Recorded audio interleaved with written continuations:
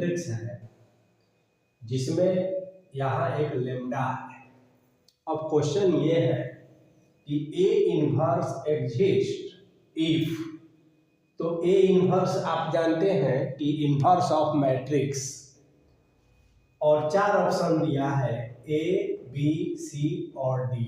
यह लेमडा से related option है।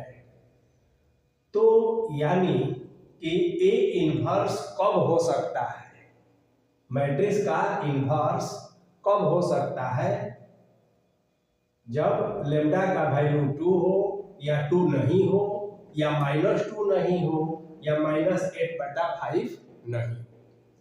तो आइए इसको कैसे हम लोग देखते हैं।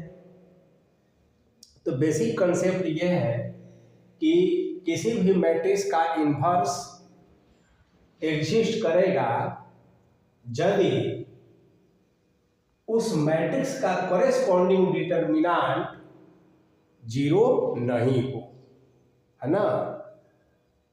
तो 0 नहीं हो यानी कि नॉन सिंगुलर हो।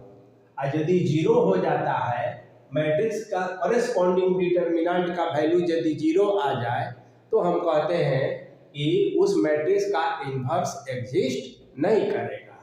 तो बस इसी कंसेप्ट का हम यूज करते हैं। अब ये मैट्रिक्स है तो इसका कॉरेस्पॉन्डिंग डिटर्मिनेंट का वैल्यू निकाल लेते हैं। तो देखिए डिटर्मिनेंट इसको मान लीजिए।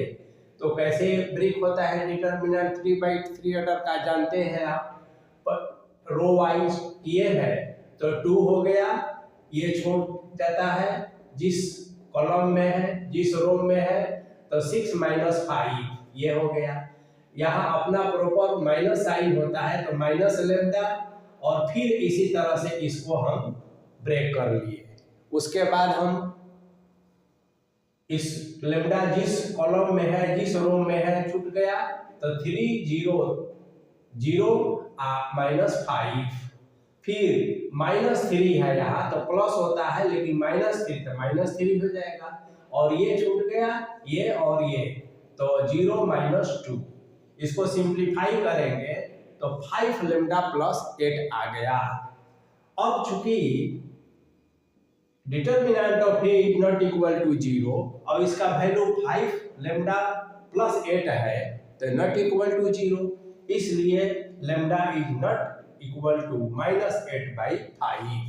तो आंसर आपका हो गया डी, ये सही ऑप्शन है।